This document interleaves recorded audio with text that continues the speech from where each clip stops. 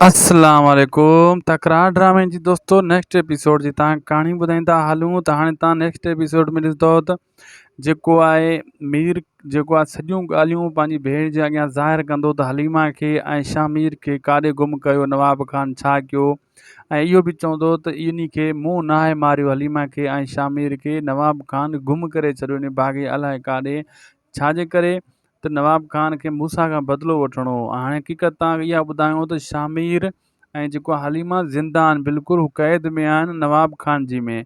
इहा ख़बर मीर खे बि न आहे। इन चकर में त मीर हिते अची पुॻो आहे, मतां काथों सुराख मिले इन शइ जो त कहिड़ी जाइ ते हू क़ैद आहिनि।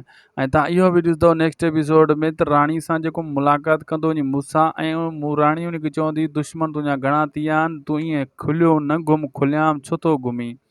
ऐं मूसा उन खे चवंदो त दुश्मन पहिरियां पुठी में वार कयो, लेकिन हाणे साम्हूं दुश्मन ज़ाहिर थी पिया आहिनि, हाणे दुश्मन खे ताक़त बि न आहे जे मूसा जे साम्हूं अचे ऐं मूसा खे मारे। कंहिं दुश्मन में एॾी ताक़त न आहे ऐं मूसा सरियाम हाणे घुमंदो हथियार खणे ऐं सिजावल उनजो सामनो न कंदो। सिजावल जे साम्हूं अची वियो सिजावल विढ़ंदो, लेकिन ईअं ॻोल्हे करे मूसा सां बि सिजावल तकड़ करे हाणे न विढ़ंदो। ऐं सिजावल अञा इहो पछताईंदो रहो त नेक्स्ट एपिसोड में तव्हां ॾिसंदव त उहो चवंदो सारा ईअं छो क़दम खयों, हाकिमज़ादी पहिरियों खयों, वरी सारा इहो क़दम खयों छाजे करे।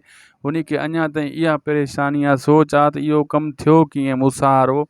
इन शइ जी पोयां लॻंदो सिजावल अनक़रीब इहे सिजावल जॻहियूं पोल खुलंदा, पर कुझु किस्ता इन में लॻंदियूं।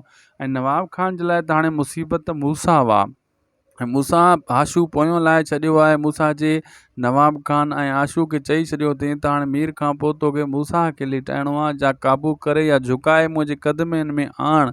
ऐं आशू इहा कोशिशि पंहिंजी पूरी कंदो। बहरहाल उनजी भुल आहे त अॻियों मूसा आहे, मीर न आहे। मीर त मजबूर थी पियो पंहिंजी भेण जे करे, लेकिन मूसा वटि न रन न रिली। बहरहाल उनखे कहिड़ी टेंशन।